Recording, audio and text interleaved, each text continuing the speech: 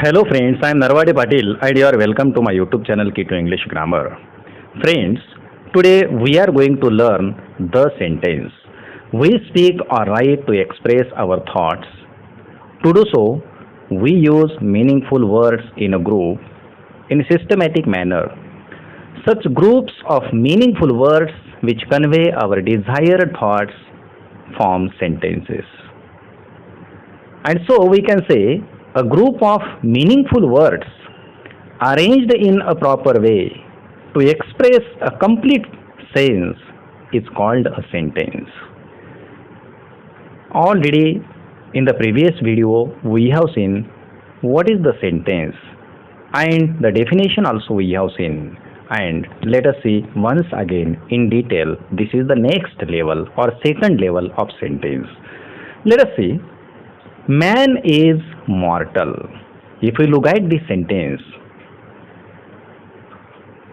it expresses a fact or statement. It is called an assertive sentence or statement or declarative sentence. At the end of statement, a full stop is used. Let us see now. Statements are of two types, affirmative and negative. Some more examples of statement we can see. He speaks politely. They know the answer. We could not enjoy our holidays. These are the examples of assertive sentences, or we can say statements. We can say declarative sentences. And let us see the another example. Why are you talking so loudly?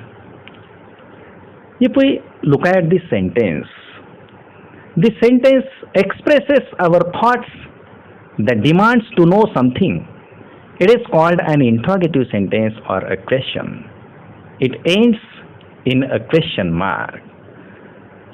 And interrogative sentences are also affirmative and negative. Interrogative sentences are of two types, yes/no type question and WH question. Yes/no type questions are also called verbal questions. And WH question. WH questions means the questions we start with WH words like why, what, when, where, which, who, whom, whose, how many, how much. Such sentences are called WH type of question. And WH questions cannot be answered with yes or no, but we need to provide some information as an answer. We cannot answer such questions with yes or no. For example, if we say, which is your favorite subject? We cannot say no or yes. We cannot say, which is your favorite subject? Then we have to answer. We have to tell something more. Just we cannot say yes or no, but we have to say like this, English is my favorite subject. Or another question, how many brothers do you have? Can we answer this question with yes or no? No, we can't answer. But we have to say, I have two brothers. In this way, means WH questions cannot be answered with yes or no, and we have to provide some information for the answer. And the second type of the question, that is yes/no type question. The questions, the sentences which can be answered with yes or no are called yes/no type or verbal questions. And these interrogative sentences start with helping verbs. Which are the helping verbs?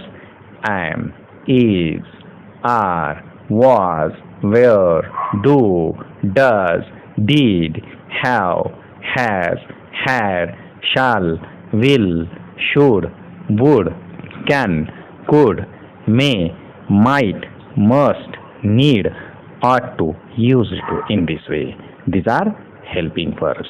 Helping verbs are of two types, primary auxiliary or special auxiliaries and modal auxiliaries. Let us see that in special video. For example, we can make the question by using the helping verb. Are you ready? We can easily say yes, I am ready. Or we can say no, I am not ready. Can you read? If you can read, you can say yes, I can. And if you cannot read, you will say, no, I can't. Means such questions can be answered with yes or no, because these questions start with helping verbs. And let us see the third type of sentence. Do not mingle with bad boys. Do not mingle. Mingle means mix. Do not mix with the bad boys. If we look at this sentence, it contains words which convey a piece of advice.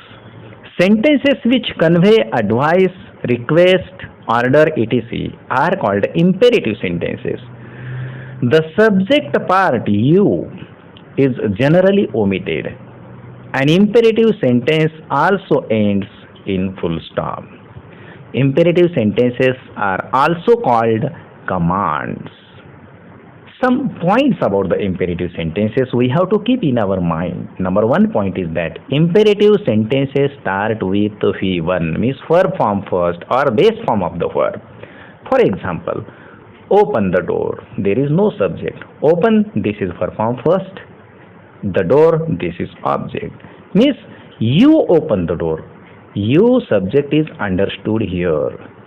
It is not mentioned here. It is not given here. But we understand subject is you. And negative imperative sentences start with don't. For example, don't make noise means you don't make noise. This is the meaning. Don't make noise.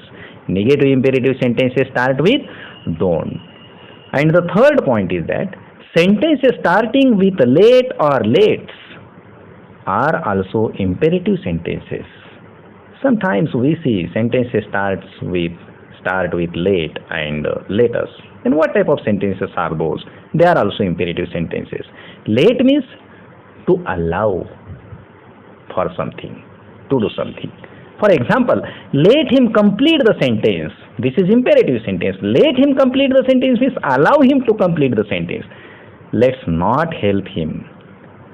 This is also means there is suggestion. If suggestion is given there, if command is given there, if there is any request, then we say that is the imperative sentence, or that is called the command. In this way, we have seen the command also. After that, may you lead a happy and prosperous life. Look at the sentence. May you lead a happy and prosperous life. At the end, there is exclamation mark, but actually it doesn't seem like the exclamatory sentence. There is not any sudden feeling. There is not anything. Just a desire is there. Wish is there. We wish for something. And so, it contains words which tell us that the speaker is giving his or her blessing to someone. Such a sentence is called an optative sentence, and it ends in an exclamatory sign. This is not the exclamatory sentence. This is optative sentence. This is some kind of exclamatory sentence. This is optative sentence. Another examples we can say, long live Independence Day. Wish you a happy birthday. This is not the sudden feeling. This is not the strong feeling. Nothing like that. But just our wish, our desire is expressed here. This is called a optative sentence. And let us see the next type. Bravo! You have broken all previous records. This is very easy to understand. The sentence tells us that the speaker is applauding someone, means praising someone. A sentence that expresses a sudden feeling or joy, sorrow, hatred, surprise, applause, etc. is called an exclamatory sentence. When it begins with an interjection, an exclamatory sign is put immediately after it. In case the exclamatory sentence is without any interjection, the exclamatory sign is used at the end of the sentence. This thing we have to notice, we have to keep in our mind. For example, aha, it's fantastic. After aha, we have given the exclamation mark because this is the interjection. After the interjection, immediately we put the exclamation mark. But in the second sentence, we can see how sweet these mangoes are at the end of the sentence. Some of the sentences start with how and some of the sentences start with what. For example, what a beautiful scene it is. Here we have used the exclamation mark at the end of the sentence. And let us see remaining types of sentences in the next video.